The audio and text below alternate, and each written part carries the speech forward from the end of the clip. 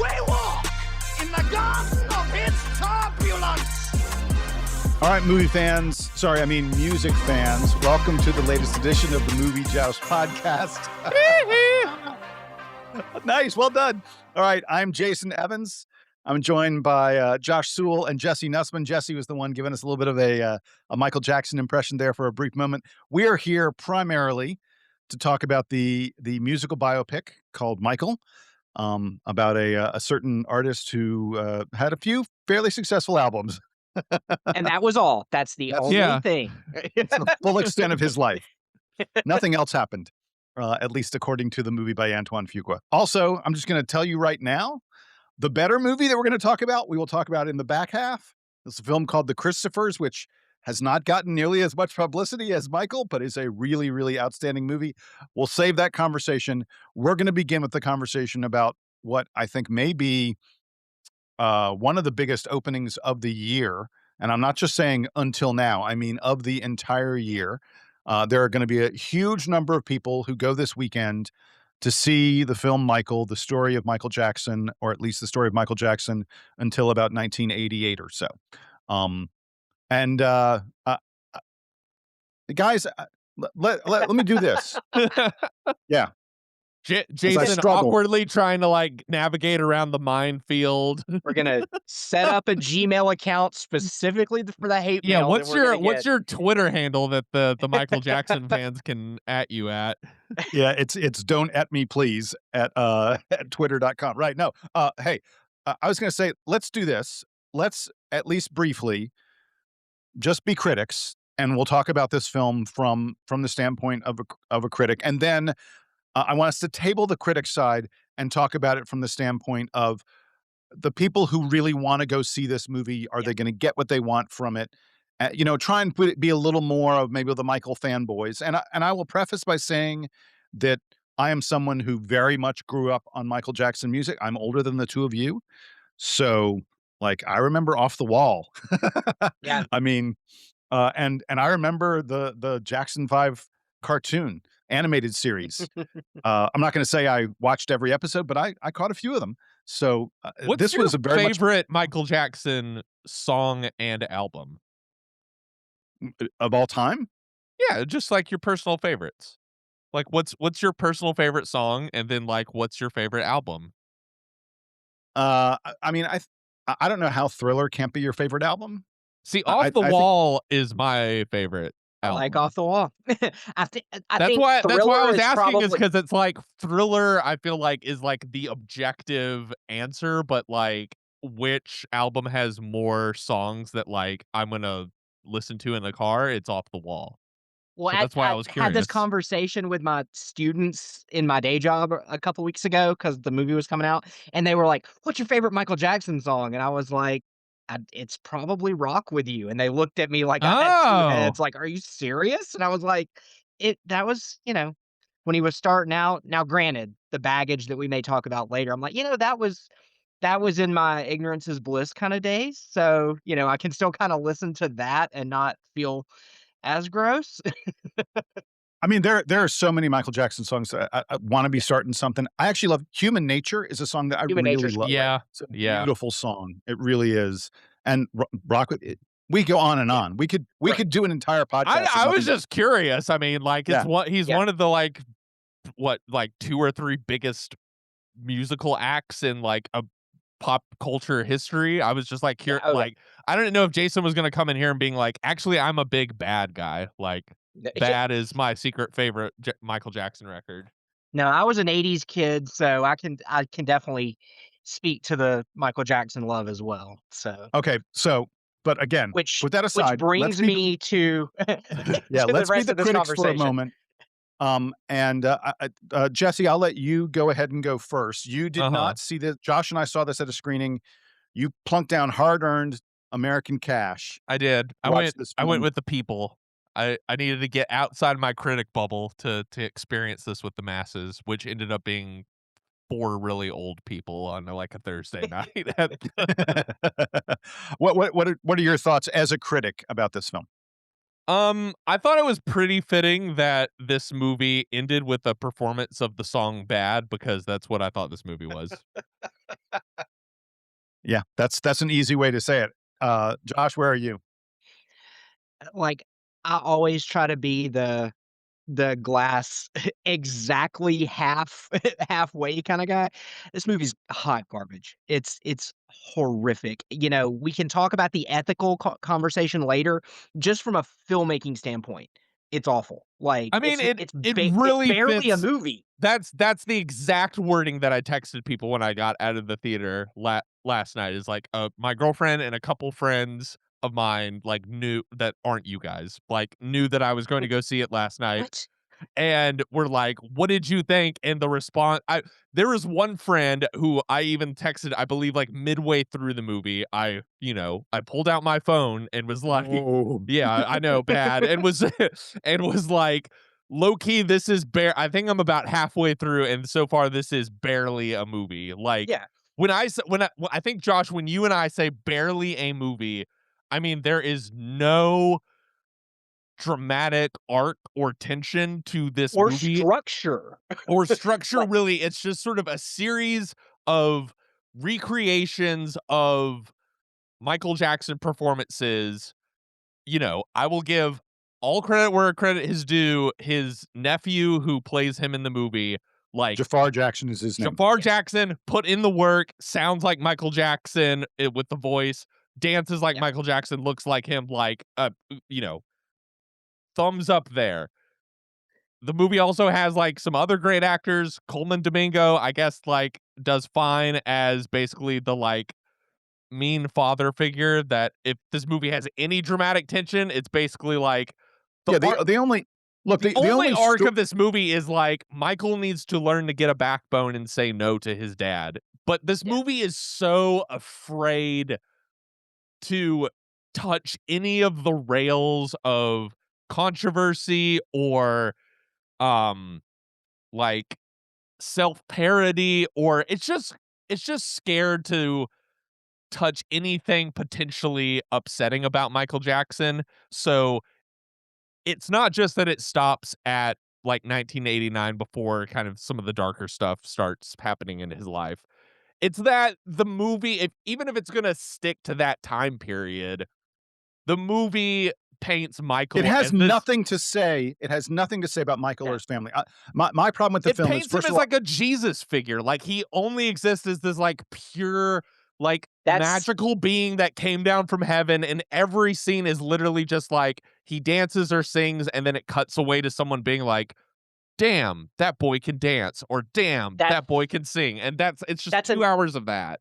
it's a nicer way to put it than what I said, which is, anytime that you have a movie that is spearheaded by the artist's estate, you're not getting the executive producers on this film, they're all of them have the last name Jackson. I think Michael Jackson is an exec producer on this, and he's dead. So that tells you wait, Is what that you're Janet. getting. No, Janet. No, Janet is Janet, not. Janet Janet doesn't exist in Erasure. this world. And she's the smart one because I Michael think she knew what was Jackson's going on, lawyer but gets more screen time than Janet yeah, Jackson, who isn't his lawyer also a producer on this movie? Because I was like, Yes. probably. why are we Yes. spending I so was much like time with this I was fucking like, lawyer? why is Miles Teller here? He's in the movie for 8 minutes. But anyways, I didn't call him a Jesus figure as much as like a mascot of the Jackson estate. He didn't Yeah. he's not a character. He's like the Kool-Aid Man or the Coca-Cola polar bear. Like he's there to represent the music. Like the movie gives the Michael character no personality, no conflict. Um, and because like you said, they're scared of doing anything that would jeopardize album or marketing sales. And so the whole movie is I can't remember who said it, but they said it's like a YouTube edit in search of a story. Like they just Yeah. take all the greatest hits and say, "Hey, do you remember Thriller? Here's his nephew doing that." And I'm like, "Oh, he did it really well, but I can go to YouTube and watch Thriller." Well, yes, this was my biggest problem with the movie. First of all, I think the script was maybe 12 pages long because there were entire segments of the movie, 5, 10+ minute long segments of the movie where the only words in the script were, now we recreate the Thriller video. Now we recreate the Motown 50 performance. Now we recreate the brothers singing together on stage. long stretches of this movie are nothing but recreations of truly iconic moments in music history. And by the way, cool, awesome. It's a huge moment. Motown 50 broke the internet before the internet existed. I'm telling you, that's how big it was. Everyone was talking about it the next day. We went to school the next day and was like, this guy is either a superhero or an alien or something. Yeah. It was, I can't even describe to people who weren't around then how big that was. When the Thriller video came out on MTV, they literally played it nonstop for like 3 or 4 days. And I don't mean nonstop like, oh, they would sometimes play other stuff. No, it ended and then it began again nonstop for like 3 or 4 days. So what the hell are you doing recreating things that are seared into my memory? I noticed when they were recreating some of these things, like some of the background dancers in the Thriller video, I was like, oh, look, they found someone who looks like the third guy on the right, because I know what the third guy on the right looks like. That's how many times I've seen it. What is the point of doing that? There's no storytelling to it. There's nothing imaginative or creative about it. And again, I'll put aside the absurdity, the silliness, the offensive fact that they don't address anything that happens in the final 20 years of Michael Jackson's life that we never get to hear about. We don't get any discussion of all the cosmetic surgeries that he went through. We don't get to see him dangle his child off a balcony. We don't get to hear the questions about whether those children actually are his children. We don't get into any of the child sexual abuse stuff. Put all that aside, could we have maybe learned a little bit about Michael's relationship with his brothers? I couldn't even tell you what the names of the brothers. I mean, I know the names by heart because I know all of them. But on the film, like one of them would talk and I'd be like, I think that might have been Marlon, or was that Randy, or was it Tito, or was it Jermaine? They're all just interchangeable. I mean, like I was trying to think of like what is like. I'm saying the family. Hold on, really quick. Yeah, the family knows what happened. You know, as they became a group, as they became a band, the family knows. I'm sure that Marlon and Jermaine can give you interesting little stories about growing up with Michael. Title the goddamn thing Growing Up with Michael and give me that movie, because you won't tarnish his legacy. You're not going to say, then you don't have to even address the other stuff. Okay, hey, we're not addressing that. But they couldn't even give us a little bit of Michael behind the scenes. That's what's so offensive about it. And the glimmer, it pisses me off. Yeah. And the glimmers of quality that you do have here, we've already talked a little bit about. Jafar Jackson is really solid. I forget the young actor's name who plays young Michael. He's fantastic. He's in the movie for 20 minutes. And Coleman Domingo, one of the greatest actors we have right now. Nia Long finally gets, a prominent thing to do after, being off screens way too long. She's a great actress. Miles Teller, here for some reason, I don't know, but all of these quality actors that you have, you bury them under laughable prosthetics and laughable wigs. Yeah. So that even and everyone is paper thin, other than Joe Jackson, who's a tyrant. And by the way, Joe Jackson was a tyrant in real life. He's a terrible person. But even in this, when Coleman Domingo is trying to turn him into a character, the entire movie and his own face are working against him. And everything's along those paper lines, thin. It's so paper thin. It's terrible. The movie keeps, lightly brushing up against like ideas that would have made for at least like a more interesting movie.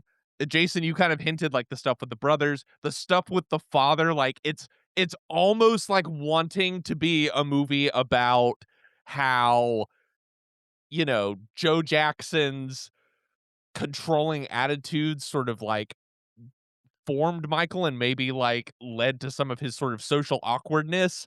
But like the movie doesn't even really want to like dive into that. So it just has to have like Coleman Domingo being like, we need to go on tour. And then Michael like throws a pouty fit.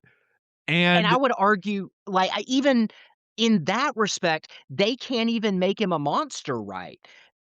Not even. He's not even that horrible a person. I was going to say, you have the movie's version of Freddy Krueger or Hitler or whatever be the voice saying, "Hey, Michael, I don't know if it's a good idea to have all these wild animals around." Or, "Hey, Michael, now that you're a grown adult, do you think maybe you shouldn't have all these children's toys in your room?" Like, he's the voice of reason in so many things. And you're like, you're trying to get me to hate this man who's making the most sense while he's also abusing our main character. My alliances shouldn't be skewed like this. It also makes Barry Gordy a good guy. Yeah, I know. That's yeah. Barry Gordy comes off as more of a father figure than Joe, and if Barry Gordy is a better dad to you than Joe Jackson, your movie's not not right. Yeah, and I mean the movie, even with the Joe Jackson stuff, like it could it could dig deeper into the impact of that relationship. It could dig deeper into the music. Like, if you didn't even want to touch the family stuff, like make a movie about There's not even creation. We don't even get right, creation. like It's I thought unbelievable. Van Lathan at the Ringer, who also, you know, in what he had to say about this movie, I thought brought up a good point, which is like, if you just want to focus on the movie, like just make a movie about the creation of the album Thriller.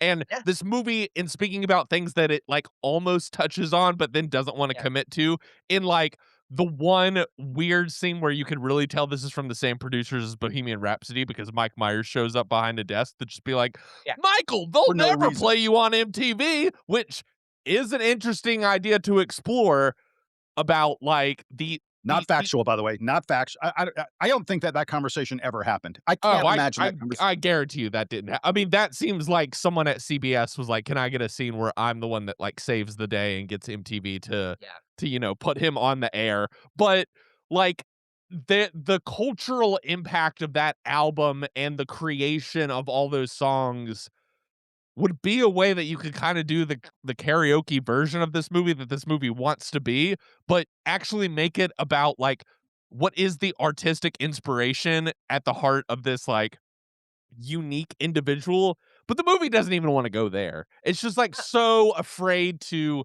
give any inner life to Michael, to the people around him. It just only wants to, as you said, Josh, be this sort of, like, commercial sort of brand advertisement for the Michael estate, and to Yeah. boost album sales, make him seem like this Mother Teresa figure, which I'm sure he did spend time in hospitals with children, but like, yeah, you know, I don't know. It's There just are the that I was gonna say, there are so many scenes of Michael with children in this movie that the movie makes no ironic or literal comment on whatsoever. It's just, here's Michael hanging out with some kids, and you're like, "Is nobody gonna address the elephant in the room here?"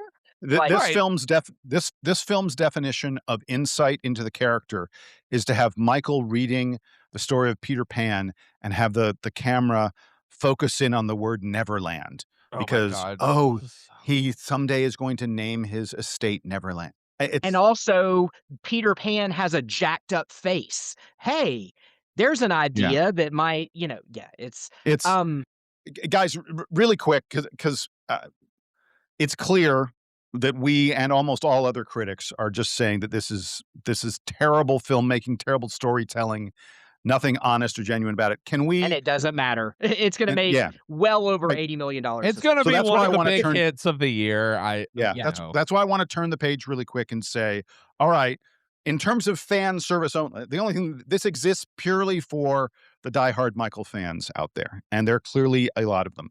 Yeah, there's Do a you lot of think them. it even does it even succeed on that level? Because I will say that I found all these recreations that we're talking about, the concert scenes and the music videos, I actually thought it was well done technically. Yeah, Again, Antoine Fuqua's like not a bad filmmaker. Like, yeah, you know, it's this movie isn't like technically poorly made.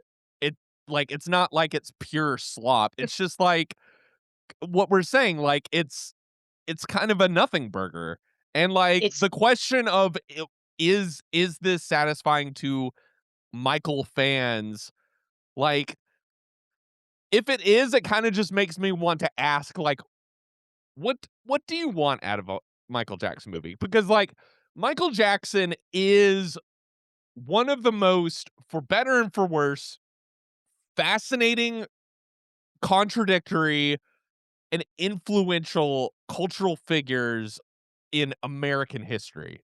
And like, there's so much to explore. There's so like anytime there's a new Michael Jackson like documentary that comes out or something like I want to watch it. It's And you I didn't just even grow up with it the way we did. Yeah. right. It's just sort of like it's interesting to me. Like you can't avoid the influence of this guy, and you can't deny how incredible the music is, but also you have this like very flawed, complicated person that like whether you want to there's just so many things to talk about, and it's kind of like, what do you want out of a Michael Jackson movie if you don't want to talk about for put aside even the sexual abuse stuff. This movie doesn't want to talk about anything. And like that is what is sort of like mind-blowing to me. Whereas like I'm the person that it's like, I don't think we're ever gonna get this, but like I would love for us to get the, like OJ Made in America, like 18-hour in-depth documentary that like covers everything in the full contradictory cultural Look, saga of this movie. VH1 for years, VH1 had a very successful franchise behind the music. It was really about the creation of the music. If you didn't want to address the very, very serious questions about Michael Jackson's character and all that other kind of stuff, you could have at least given us a behind the music. And Spike Lee has done that. Or like he did that for like a movie about the making of Bad. He did that for a movie about like Off the Wall. I believe he's talking like he wants to eventually do one for Thriller to make it like a trilogy. Like it's and again, it's just sort of like okay, like I guess if you just want to hear Michael Jackson songs loud in a movie theater, this movie will check that off for you. But like I don't understand how you could walk out of this movie and not feel like, well, kind of what was the point of that? I kept thinking about there's a line in Pulp Fiction. It's when John Travolta and Uma Thurman go to the Jackrabbit Slim's diner, and all the waiters and waitresses are famous people, and she's like, "What do you think?" And he says, "I think it's like a wax museum with a pulse." And I was like, "That's what this movie is." It's like, That's "Hey, awesome. you perfectly recreated this. So what?" Like, I Yeah. can again, I for a lot cheaper, I can go home and watch all these videos on my TV, and it feel like a concert, and that's why I don't believe I have no proof for this. This is pure speculation, but all these sort of pre-spin stories coming out about how, well, the movie originally addressed this, but there was something in the alleged victim's contract that said we couldn't talk about it.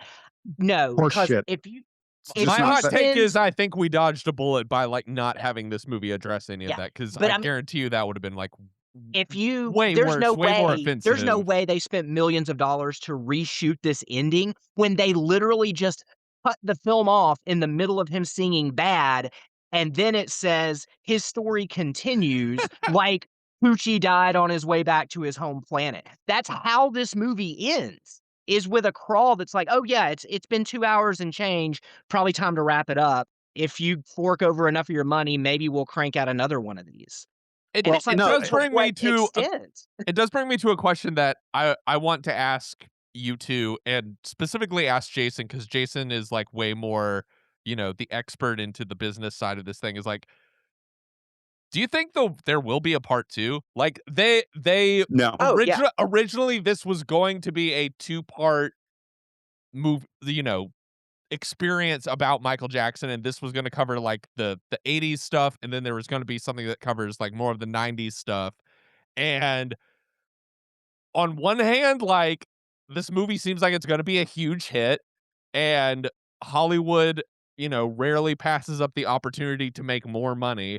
But also, I really don't know how you do a part two, considering everything after this is like, well, you kind of can't do everything after this movie without addressing the really dark, really complicated stuff that the Jackson estate really doesn't want to talk about. Well, so hold on.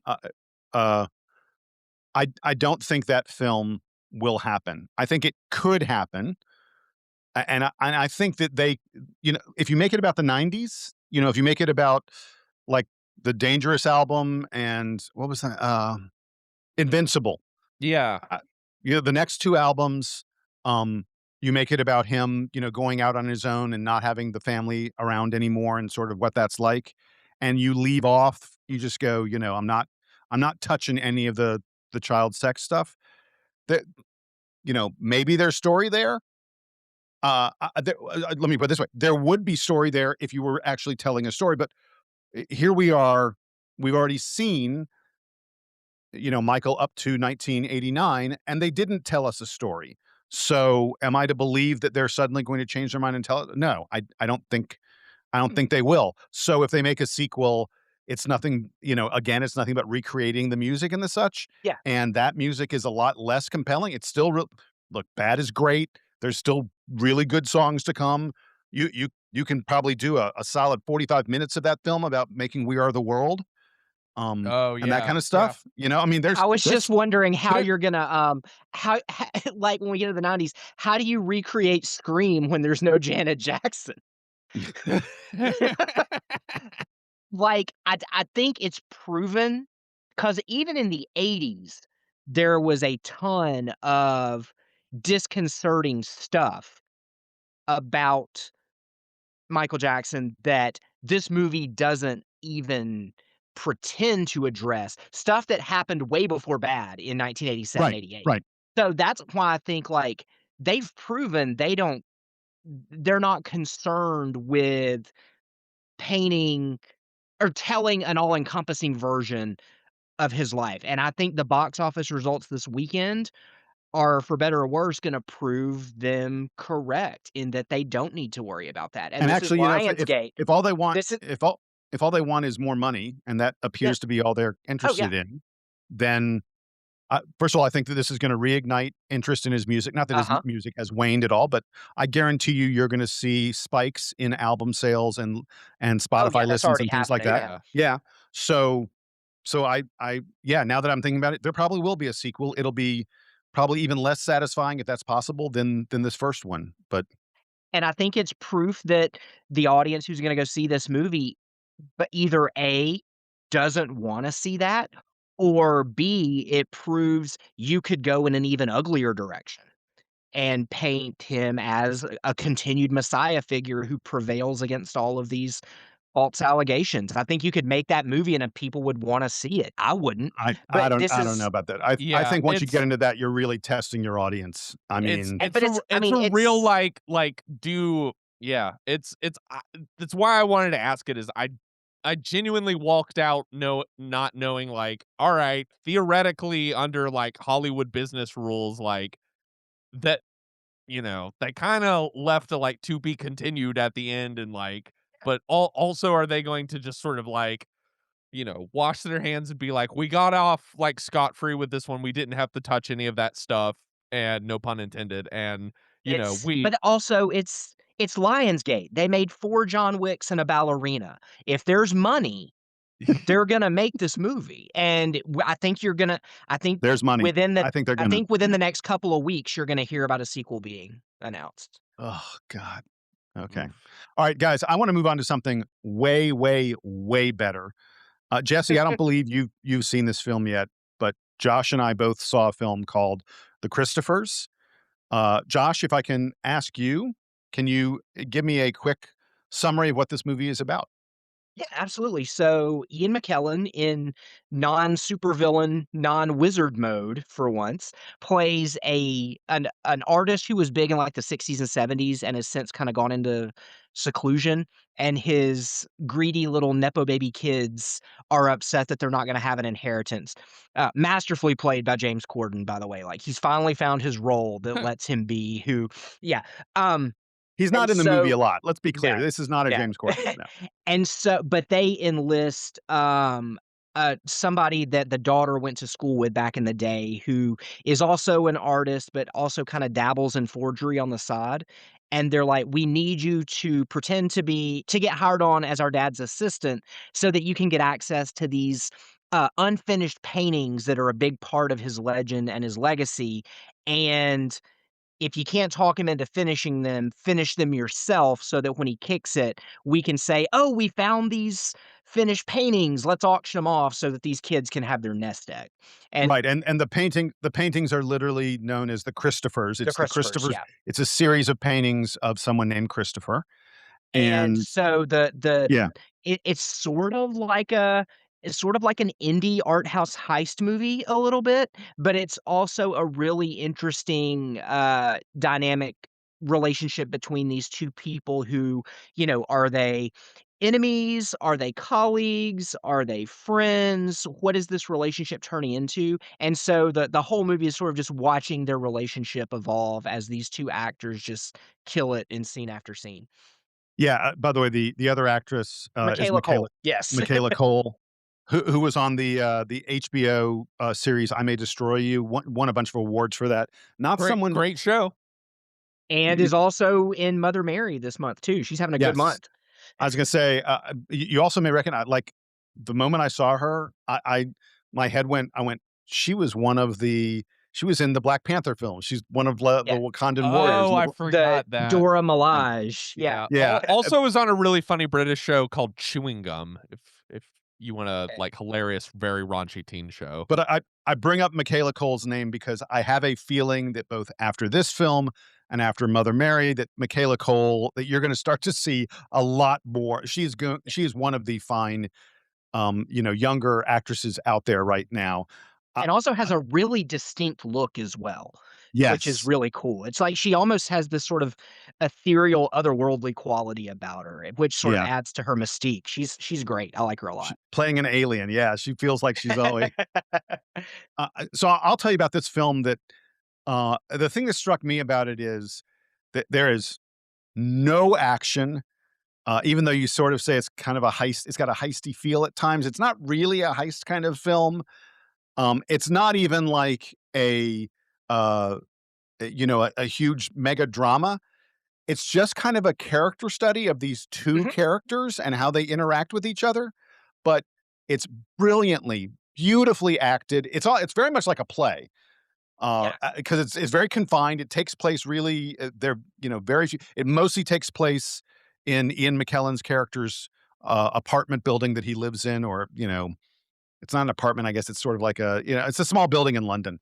And, so we don't get outdoors a lot in this film, Mhm. but it's just you're spending time with people who say interesting things, have interesting perspectives. There's a lot of, I don't want to say battle of the wits, but they're sort of battling with each Mhm. other. A tremendous. It's a really well written script and very interesting script. I think it probably would have worked better as a play than it does as a movie. I really like it. Tremendously, and I'm telling people they should go see it. But your expectations of a movie is that there's going to be a little more to it than there is in this film, but that's fine. That's fine. I just think we don't get this kind of movie very often nowadays. I'm so thrilled that it's not going to streaming and just disappearing Yeah. immediately. I mean, it's probably disappearing into small art house theaters, but at least it's out there, because I think watching it in a darkened theater where you can really envelop yourself in what's going on with the characters and not worry about, do I have to put the cat out, and did I forget to turn out the lights in the kitchen, and the laundry's done? I think that's probably a better way to see this film. So it's just high quality filmmaking. We don't get that very often, and we haven't mentioned his name yet. It's directed by Steven Soderbergh, who Yep. is still Never newsflash, stops working. It's just Yeah. like cranking them out year after year. Even in retirement, he's had the most productive retirement of any filmmaker. he is still one of the great filmmakers walking the earth today, and I am rapidly reaching the point. Hell, I'm at the. Steven Soderbergh can direct the phone book as far as I'm concerned, and I'm going to show up and see what he's doing with the phone book, because he is just. It's a wonderful. It's not as good as Black Bag, the film he made last year that no one went to see, but it's still a really, really great film. Well, I'm going to be the cliche snobby film critic here and say that so far this is my #1 movie of the year. And yes, it's an Wow. artsy film about 2 people talking in a room. Guilty. About paintings. Talking in a room about paintings. Yeah. But it's written by Ed Solomon, who based it on his mother was a painter, and so he pulled a lot from his real life relationship with her about it. Anytime But these tell two people guys what Ed work Solomon's together, known for. Tell them what Ed Solomon's known for. Yeah, well, I was gonna say he wrote Men in Black, right? No, yes, but he also wrote the Bill and Ted movies. Yes. Yeah, Oh. the villain in the sequel, Bogus Journey, his name is Denomalos, which is Ed Solomon backwards. Um and but yeah, anytime these two guys work together, it's great. They made No Sudden Move together. They made another I can't remember if it was Netflix or HBO, like a limited series together a couple of years ago. And these guys just have a great creative relationship together. And this is Steven Soderbergh's third excellent movie in three different genres in the last 18 months. He had Presence and Black Bag last year within like 6 months of each other. Yeah. And now you've got the Christophers. And this is very much Soderbergh in like sex lies and videotape mode or like that, as opposed to like Oceans mode. This is very much indie Soderbergh. He's not interested in any sort of like commercial success with this one. But if nothing else, I'm just glad he reminded us that, like, oh yeah, Ian McKellen's a phenomenal actor. He's not just Gandalf. He's not just Magneto. This is a dude with decades of theater under his belt, and he can just hold you riveted with a facial expression or a look or a slouch or whatever. And so, and it's like 95 minutes or something like that. So it's not Yeah. even like you have time to look at your watch and get bored. Like by the time you're like, okay, I see what's going on here. I see where this is going. Movie's over. And because they treat you like a grown up, and they know that you understand these characters, and they don't have to do like a fake misunderstanding to pad the running time for another 15 minutes or whatever. And in fact, what I don't think you can really have spoilers in a movie like this, but the thing that you think is going to be the big conflict of the movie happens like 25 minutes in, because these characters are smart. Yeah. By the way, I was going to say about Ian McKellen's character, I love the way we're introduced to him is he is sitting. This is so great. He's sitting in front of his iPhone, and he is, he's doing cameos, little messages to people, like he's wishing people happy birthdays Like, and stuff like that. happy birthday, Michael. Like, But he's doing it the way Ian McKellen, like, first of all, incredible voice, like one of the great voices of all time. But you can, like, he's really putting craft into what he's saying to these people for their birthday messages and stuff. And he's talking about, oh, I know you're a big fan of my work. It's just, it's so beautiful. It feels so real and honest. And like he finishes one of them and he goes, "There's 140 pounds." And it's just like, and he goes on to make it. That's how they're in the middle of him and Michaela Cole's character in the middle of this big argument. And he's like, if you'll excuse me for a moment, I have to pay for my dinner. And like goes off and makes the cameo. It's great. It's really great. Jesse, you need to check this film out. It's really. I'm excited to see it. I'm game for pretty much anything Soderbergh makes. Like even when it's not successful, it's at least interesting. And this one at least sounds like it's mostly successful. So when he's this prolific, sure, he's not going to bat 1,000. The less we say about Magic Mike's Last Dance, the better. As opposed to Magic Mike and Magic Mike XXL, which are both phenomenal, which are great. Yeah. But so like even when he doesn't bat 1,000, you're like, well, I could see why he wanted to make that, or why that might have interested him. And so sometimes with a director like Soderbergh, the things that don't work are sometimes just as interesting as the things that are great, because you can be like, oh, I get why he would have wanted to take that swing. Yeah.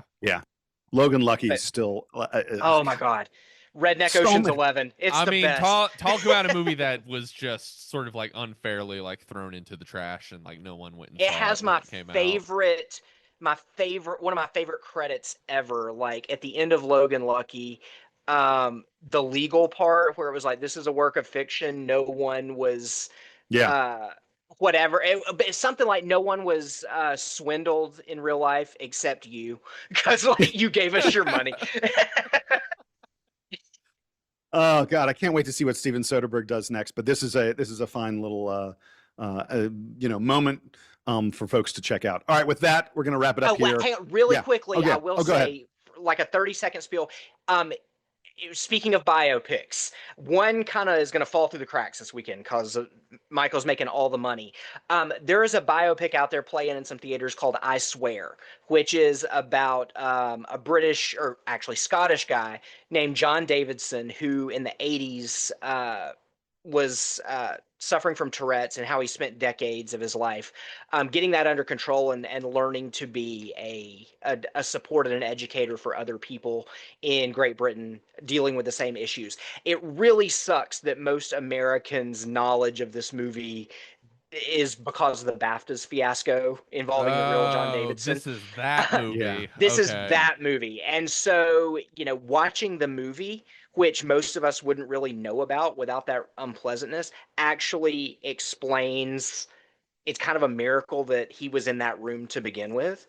And the actor who won the Best Actor BAFTA for that, Robert Aramayo, he beat Leo, he beat Michael B. Jordan, he beat Timothy Chalamet, and we're all like, for what? For a really good performance.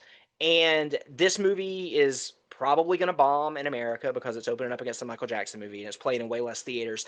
If you want to see an example of a biopic done well, that's not afraid of looking at all facets of its protagonist, I would say give I Swear a shot this weekend. Nobody's going to. They're going to discover it on streaming in 6 months and be like, why didn't I know about this movie?